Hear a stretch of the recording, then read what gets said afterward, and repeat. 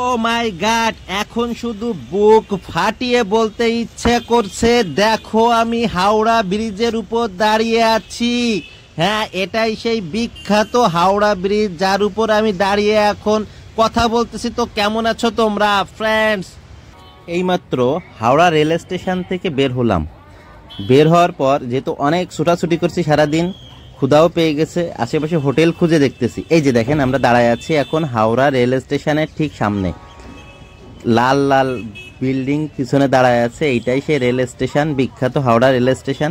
আর এখান থেকে বের হওয়ার কাছাকাছি, খুবই কাছাকাছি হচ্ছে আপনার হাওড়া ব্রিজটা। তো সেখানে যাব, কিন্তু সারাদিন ঘোরাঘুরি যেহেতু করছি, খিদাও প্রচুর লাগছে, পেটে সুসা দৌড়াচ্ছে, আশেপাশে চিন্তা করতেছি হোটেল কোথায় পাওয়া যায়। খুঁজতে খুঁজতে দেখলাম হুগলি নদীর পাশে, মানে গঙ্গা নদীর পাশেই একটা ছোটোখাটো হোটেল পেয়ে গেলাম। এই হোটেলে বসেই দুপুরের মধ্যাহ্ন ভোজটা সেরে নেওয়ার চিন্তা ভাবনা করলাম। দুজনে একটু ফ্রেশ হয়ে আসছি আর কি। দেখেন একেবারে সিমসাম একটা হোটেল, যেটা কিনা আপনার একেবারে হুগলি নদী অর্থাৎ গঙ্গা নদীর সাথে আর কি লাগোয়া। এর জানালা দিয়ে অবশ্য গঙ্গা নদীটাও দেখা যাচ্ছে। আর জানলা ঘেঁষে যদি আমি ভেতরে দেখানোর চেষ্টা করি, দেখা যাচ্ছে লঞ্চ অথবা জাহাজ। এই তো লঞ্চ যাচ্ছে নদীর উপর দিয়ে, বেশ সুন্দর একটা দৃশ্য। আর এই সাথেই হোটেল, একেবারে নদীর উপরেই। এখানে বসেই আমাদের খাওয়া দাওয়া করতে হবে। আর খাওয়া দাওয়া করার পরে আমরা চিন্তা করলাম যে রওনা হব হাওড়া ব্রিজের উদ্দেশ্য। একেবারে পাশে বলতে 1 মিনিটের রাস্তাও না এখান থেকে, হাওড়া ব্রিজ পার হয়ে আর কি, মানে সরি, হাওড়া রেল স্টেশন পার হয়ে। এই যে আমাদের দুপুরের মধ্যাহ্ন ভোজ, মানে দুপুরের ভোজ মধ্যাহ্ন ভোজ যেটা, তো এটা আমরা এখন সারবো, সেরে আর কি উঠবো, আবার রওনা হয়ে যাব। অনেক ঘোরাঘুরি করছি, যেহেতু কলকাতায় বেশ কিছুদিন আছি। আর আজ এবারকার ট্যুরের চিন্তাভাবনাই ছিল যে কলকাতা অঞ্চলটা এবং এই আশেপাশে অঞ্চলটা ঘোরাঘুরি করব। এই যে চলে আসলাম বিখ্যাত সে হাওড়া ব্রিজ, এই যে চোখের সামনে ভাসতেছে, এর উপরে উঠবো। উঠে আপনারা জানেন কি, এই আমি জানতে পারলাম এই হাওড়া ব্রিজটা পুরোপুরি টোল ফ্রি, মানে হচ্ছে টোল নেওয়া হয় না। এত গাড়ি, এত পিডাস্ট্রিয়ান, মানে হচ্ছে পথযাত্রী যারা আছে, কারোর কাছ থেকেই কোনো টোল নেওয়া হয় না। কোটি কোটি টাকার টোল আদায় হতো যদি বাংলাদেশে এই এত সুন্দর একটা ব্রিজ থাকতো। তো এই হাওড়া ব্রিজটা দেখার পর গঙ্গা নদীর উপরে, মানে হুগলি নদী আর কি, সেই নদীর উপরে দেখার পর সত্যি তাজ্জব মেরে গেলাম। ব্রিটিশদের কি অনন্য এক সৃষ্টি ছিল এটা। আর এখন পর্যন্ত প্রায় 90 বছরের উপরে হয়ে গেছে ব্রিজটা, আর এখন পর্যন্ত এত সুন্দর ব্রিজ আর মনে হয় না যে আমাদের এশিয়ান অঞ্চলে কিংবা ভারত বা বাংলাদেশ অঞ্চল, পাকিস্তান অঞ্চলে তৈরি হয়েছে এ যাবতে। অসাধারণ একটা সৃষ্টি। তো বিয়ার গ্রিলসের মতো অবশ্যই বলতে ইচ্ছা করতেছে, হ্যাঁ আমি পৌঁছে গেছি হাওড়া ব্রিজে। যেহেতু এই হুগলি নদীর উপর নির্মিত এই সেতুর উপর দিয়ে হাঁটতেছি, মানে চলা শুরু করছি, তো এ সম্পর্কে আপনাদের কিছু তথ্য দিব না? হ্যাঁ, তাহলে তথ্য শুরুতেই বলে রাখি, এটা কিন্তু একটা ইস্পাতের সেতু। হ্যাঁ রাইট, ইস্পাতের সেতু। আর এটা মোটামুটি আপনার 1943 সালে নির্মিত হয়। আর যেটা কিনা, এটা তো হাওড়া ব্রিজ নামেই বেশি বিখ্যাত, তবে 1965 সালে এর নামকরণ করা হয় রবীন্দ্র সেতু। মানে হ্যাঁ, কবিগুরু রবীন্দ্রনাথ ঠাকুরের নাম অনুযায়ী এটার নাম করা হয়েছে রবীন্দ্র সেতু, তাকেই উৎসর্গ করা হয়। তবে এটা এখনো সারা পৃথিবীতে হাওড়া ব্রিজ নামেই এখনো সমাদৃত। আর এইটার দৈর্ঘ্য যদি বলা হয়, দৈর্ঘ্য আপনার 705 মিটারের মতো, আর প্রস্থ হচ্ছে 21.6 মিটার, আর উচ্চতা হচ্ছে আপনার মোটামুটি 82 মিটার। ওই যে উপরে দেখতে পাচ্ছেন না, অনেক উপরে পর্যন্ত ইস্পাত দিয়ে খুব সুন্দর একটা শেপ দেওয়া হয়েছে। তো এইটা মিলাম টোটালি হচ্ছে 82 মিটার আর কি। আর মূলত হচ্ছে নির্মাণ কাজ শুরু হয় 1936 সালে, যেটা কিনা প্রায় 90 বছর আগে। আর নির্মাণ শেষ হয় হচ্ছে 1942 সালে, তো ঠিক 6 বছর পরেই, সেটাও কিনা 83 বছর। আর 1943 সালে শুরুর দিকে, ফেব্রুয়ারির দিকে মেবি এটার যাত্রা শুরু হয়, মানে জনসাধারণ জন্য খুলে দেওয়া হয়। আর হচ্ছে আপনার দৈনিক কত পরিমাণ যানবাহন এবং মানুষ চলাচল করে জানেন তো? 1 লাখের উপরে যানবাহন প্রত্যেক দিন চলাচল করে এই ব্রিজটার উপর দিয়ে, আর 1.5 লাখেরও বেশি পথযাত্রী যাতায়াত করে। কেন ইমাজিন, যদি টোল নেওয়া হইতো তাহলে কত কোটি কোটি টাকা দিনেই ইনকাম হয়ে যাইতো। পান খাওয়া পাবলিকের এখানেও অভাব নাই, দেখেন পিক ফেলে ফেলে একেবারে কালার করে দিছে, এই জন্য চারিপাশ সুন্দর করে ঘিরে দিছে আর কি। আর পানের পিক তো অবশ্যই একটা বিষাক্ত কিছু তো বয়ে নিয়ে বেড়াই, যার জন্য এর স্টিলেরও ক্ষতি হওয়ার কথা ছিল এবং হয়েছিল। তারপরে অবশ্য গভর্নমেন্ট চিন্তা ভাবনা করে চারিপাশ দিয়ে একটা ঘেরাও মতো করে দিছে স্টিল দিয়ে, যাতে কিনা মানুষের ওই বিষাক্ত পিক আর কোনো সমস্যা না করতে পারে।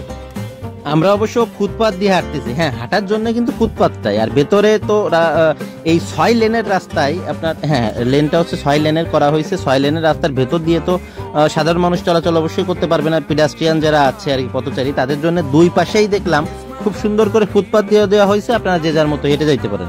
এত আপনাদের তথ্য দিলাম, মানে অল্প একটু তথ্য দিলাম, যে তথ্যগুলো কিন্তু আমি সম্পূর্ণই গুগল মামার থেকে নিচে ধার করছি আর কি, সবাই যেটা করে থাকে, কিন্তু কেউ ক্রেডিট দেয় না, আমি ক্রেডিটটা দিয়ে দিলাম আর কি। কলকাতা শহরের বাসগুলা বেশ অদ্ভুত টাইপের, মানে ঢাকা, আমি তো যেহেতু সারা জীবন আমরা এখানেই বাংলাদেশে এবং ঢাকাতেই থাকি যেহেতু, তো সেক্ষেত্রে আর কি এখানকার বাস ভাঙ্গাচোরা বাস দেখে ওখানকার ভাঙ্গাচোরা বাসও আছে, তবে ওদের বাসগুলা ঠিক আমাদের থেকে কেমন যেন একটা উদ্ভট টাইপের। অবশ্য কলকাতার ঐতিহ্য বা যে ধরনের যখন বাস ছাড়া হয় সেখানে আমরা হেঁটে হেঁটেই পার হবো চিন্তা করতেছি, যেহেতু এটা 705 মিটারের একটা ব্রিজ, তো সেখানে অবশ্যই আমাকে হেঁটে যাইতে কোনো ব্যাপার না, হয়তো 5-10 মিনিট হেঁটে যাইতে লাগবো, আবার ফিরতেও লাগবে 5-10 মিনিট। আর ওই পার গেলে হচ্ছে হাওড়া, মানে এই পারই হাওড়া কিনা ওই পাশে হচ্ছে আলাদা ডিস্ট্রিক্ট মেবি, আমার অত বেশি জানা নাই। তো হাঁটতেছি, দেখেন ইস্পাতগুলো আমার মাথার উপর দিয়ে দেখেন খুব সুন্দর একটা শেপ দেওয়া হয়েছে। মাঝে মাঝে ভাবি যে ব্রিটিশরা ওই সময়ে যদিও আমাদের সাবকন্টিনেন্টে রাজত্ব করে গেছে 200 বছর প্রায়, বা 200 বছরের বেশি এরকম একটা সময় হবে, তারা যে নির্মাণ শৈলীগুলো তখন করেছিল এখনো সেগুলো টিকে আছে। আর আমাদের কিনা ব্রিজগুলা মাঝে মাঝে খালের এমন জায়গায় ব্রিজ করা হয় যেখানে মানুষই উঠতে হয়তো মই লাগবো, এমন একটা ব্যাপার, আর ব্রিজগুলা হয়তো 10 বছরে টেকে না, আর সেখানে দেখেন 90 বছর প্রায় টিকে আছে, মাথা উঁচু করে দাঁড়ায় আছে সগর্বে। এটা আমরা যতই বলে থাকি ব্রিটিশ সূর্য অস্ত, মানে ওদের তো একটা কথা ছিল যে ব্রিটিশ সূর্য কখনো অস্ত যাবে না, কিন্তু অস্ত তো চলে গেছেই। কারোর শাসনামাল, কি একটা লেখা আছে বোর্ডে, কারোরই শাসনামাল বেশি দিন টিকে থাকে না এবং সব কিছুই ক্ষণস্থায়ী এই পৃথিবীতে। তো তারপরেও দেখেন তাদের তখনকার নির্মাণ এখনো এমনভাবে টিকে আছে যে আমাদের নিজেদের জিনিস নিজেরা তৈরি করলে লজ্জা লাগে, কয়দিন পরে এবার ভেঙে পড়ে যায়, বা তৈরি হইতে হইতেও ভেঙে পড়ে যায় মাঝে মাঝে।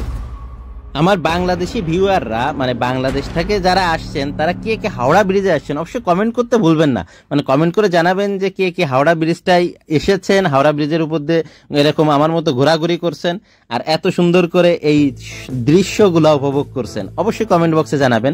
আমি তো আসলাম, আমার কাছে তো দারুণ লাগছে।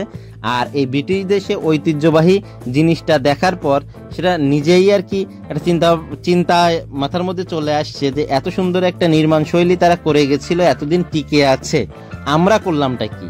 মানে তারা তো আমাদের উপর রাজত্ব করছে, তাদের তো বিতাড়িত করছি আমরা, কিন্তু আমরা কি করতে পারছি? কিছু মনে করবেন না, আমাদের গভর্নমেন্ট যদিও আমাদের বাংলাদেশে হইলে যদি এই ব্রিজটা যদি থাকতো, মানে এমন একটা ব্রিজ, তো বাংলাদেশ গভর্নমেন্ট যদি টোল না তুলতো, তবে স্থানীয় লোক বা কিছু আর কি অসৎ ভালো ব্যক্তি আর কি, তারা অবশ্যই টোল তুলতে ভুলতো না, আর টোল তুলে কোটি কোটি টাকার মালিক হয়ে যাইতো, এটা স্বাভাবিক। নিচে দেখেন পুরো পাথর দিয়ে একটা দারুণ একটা মানে কংক্রিট করে দেওয়া হয়েছে, যেটা কিনা খুব স্থায়ী মনে হলো আর কি যখন এর উপর দিয়ে হাঁটতেছি। আর এই বাসগুলা দেখেন, বাসগুলো তো সত্যি অসাধারণ, কি বলবো, যেহেতু ব্যতিক্রম লাগছে আমাদের ঢাকা থেকে পুরো আলাদা, এই জন্যই বলতেছি আর কি, একটু মজা নিচ্ছি। তো দেখেন বাইরের দৃশ্যটা কেমন লাগে, এই হচ্ছে গঙ্গা নদী, গঙ্গা নদীর উপর দিয়ে, এটা হুগলি নদীও, তবে গঙ্গা নদী এটাকে বলে থাকে আমার যতদূর জানা। তো গঙ্গা নদীর উপরেই এই ব্রিজটা দাঁড়ায় আছে, এখানে দেখেন অনেক লঞ্চ বোট টোট অনেক কিছু দেখা যাচ্ছে দূরে আর কি, যতদূর আমার ক্যামেরার চোখ যায় আর কি।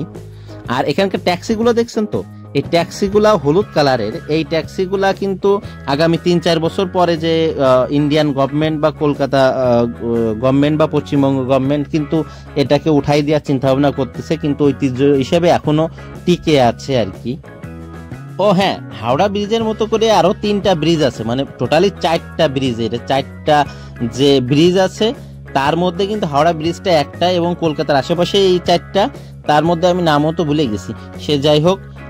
এইটা আমার কাছে হাওড়া ব্রিজটা যেহেতু সবচেয়ে বিখ্যাত, এই জন্য হাওড়া ব্রিজটা নিয়েই আজকে ভিডিওটা করলাম। অন্য অন্য জায়গা যাওয়ার খুঁজে খুঁজে যাওয়ার ইচ্ছা থাকলেও আর কি সময়ের অভাবে যাওয়াটা হয়নি। এই হাওড়া ব্রিজটা যখন দূর থেকে দেখবেন তখন একটা জিনিস লক্ষ্য করতে পারবেন, ভিতরে কোনো স্প্যান বা খুঁটি নাই আর কি, ভেতরে পুরোপুরি ফাঁকা, যেখানে লঞ্চ ট্রলার বলেন নৌকা টৌকা ইজিলি যাতায়াত করতে পারে, এবং অনেক দূরে দূরে স্প্যান দেওয়া, মানে অনেক দূরে মানে একবারে নদীর ওই পাশে আর এই পাশে, আর ভেতরে কোনো স্প্যান রাখা হয়নি। আরও অনেকে বলে থাকে এটা নাকি 2টা স্প্যানের উপর টিকে আছে, আমি অতটা জানি না, তা যেটুকু জানি আর কি, যেটুকু দেখলাম চোখে ভাসমান হলো আর কি, ততটুকুই বর্ণনা করতেছি। যারা বাংলাদেশ থেকে আসবেন বা বাংলাদেশ থেকে এসেছেন বা ঘুরেছেন কলকাতার বিভিন্ন জায়গা, তারা অবশ্য সময় করে হাওড়া ব্রিজটায় চলে আসতে পারেন, দেখে যাইতে পারেন। ওই ইংরেজ আমলে তৈরি 90 বছর পুরানো একটা ব্রিজ, যেটা এখনো নতুন মনে হচ্ছে অনেকটা। বলে না অনেক দিন ধরে যে জিনিসটা টিকে থাকে তাকে একটা ক্লাসিক ঘোষণা দেওয়া হয়, তো হাওড়া ব্রিজটাই বলা যায় যে একটা ক্লাসিক, ঐতিহাসিক তো বটেই, একটা ক্লাসিক জিনিস। সারা কলকাতা অঞ্চল ঘুরলাম, সব জায়গায় মোটামুটি ঘুরেছি আর কি, যতদূর আমরা ঘুরতে পেরেছি। তবে ওখানে ভিখারির পরিমাণটা কিন্তু কম দেখছি, মানে ঢাকা শহরে আম্মা গো বাবা গো দুটো দাও, ওই দুটো দাও জিনিসটা খুব কম দেখেছি, এখানে আমার খুব কম পড়লো। এবং আমার মনে হয় না আমি 1 টাকাও দিতে হয়েছে কোনো ভিখারিকে, তার মানে হচ্ছে ভিখারিটা এতটাই চোখে কম পড়ছে, আমাদের সামনে বাধেই নিয়ে 18-20 দিনের মধ্যে। তার মানে বোঝেন যে কত পরিমাণ কম। জানি না এরা গরিব হইলেও মনে হয় আমাদের থেকে ভালো কি খারাপ সেটা বলবো না, ভিক্ষাবৃত্তি তো খুবই খারাপ একটা জিনিস, তবে অসহায় ব্যক্তিরা তো স্বাভাবিক কোনো একটা সাহায্য চাইতেই পারে। দূরে একটা দেখা যাচ্ছে ভাঙা মতো বিল্ডিং, এটাও হচ্ছে আপনার ইস্পাত বা লোহা দিয়ে তৈরি, ভেঙে পড়ে আছে। জানি না ওই স্থাপনাটা কি। দেখেন কিছু কিছু মানুষকে দেখা যাচ্ছে এখানে ঘুমায় আছে সুন্দর করে কোনো একটা কাপড় টাপড় পেতে, তো এই জিনিসটাও নজরে এড়ালো না, তাই আর কি ভিডিওতেও নিয়ে আসলাম। এখানে যেহেতু খুব কম দেখা যায় এটা, তাই চোখে পড়লো, তাই আমি এখানে ভিডিওতেও আপনাদেরকে দেখালাম।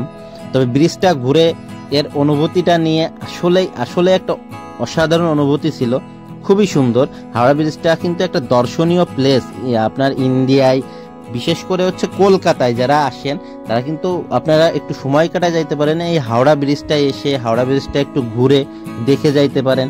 এক সময় তো আপনার বাংলাদেশ ভারত পাকিস্তান মিলে একটা অঞ্চল বা একটা দেশ ছিল, তো তখনই নির্মাণ হয়েছে এই হাওড়া ব্রিজটা। এটা আমাদের ঐতিহাসিক একটা স্থাপনা বলা যায়, অনেক কিছু লিখে রাখছে, আপনারা পজ করে এই লেখাগুলা পড়ে নিতে পারেন। তবে পিক ফেলা হারামজাদাগুলো এখানেও আছে, তো তারা এই যে দেখেন এখানে পিক ফেলে একেবারে অবস্থা কি করে ফেলাইছে। ওরা এই যে খৈনি টাইপের কি যেন একটা যে পান মশলা টাইপের ওই জিনিসগুলা খায়, যেগুলার কিন্তু অনেক সুপারস্টাররাও অ্যাড দিয়ে থাকে, তাদের নাম বললাম না। তো এখানে দেখেন অনেক অনেক কিছু লেখাও আছে, আমার সম্ভবত এটাই লেখা আছে যে এখানে আপনার কোনো আজে বাজে জিনিস ফেলা যাবে না বা ময়লা করা যাবে না, এমন কিছু আর কি। ভিডিও দিয়ে অনেকটাই লাস্টের দিকে চলে আসলাম, আপনারা লাইক কমেন্ট করতে কিন্তু মোটেও ভুলবেন না। আর ইন্ডিয়া থেকে কারা কারা দেখতেছেন আমার ভিডিও অবশ্যই কমেন্ট বক্সে জানাবেন। আমরা আসছি বাংলাদেশ থেকে, ঢাকা থেকে আসছি, তো ট্যুরটাও ছিল ঢাকা টু কলকাতা হাওড়া ব্রিজে, এই বিখ্যাত ব্রিজ অবশ্যই দেখে গেলাম। এখন আমরা যেহেতু এই পাশে চলে আসছি, এখান থেকে আবার বাসে ব্যাক করব, মনে করলাম যে কলকাতার বাসে চড়া হয় না, তাই বাসে চড়ে চলে যাব।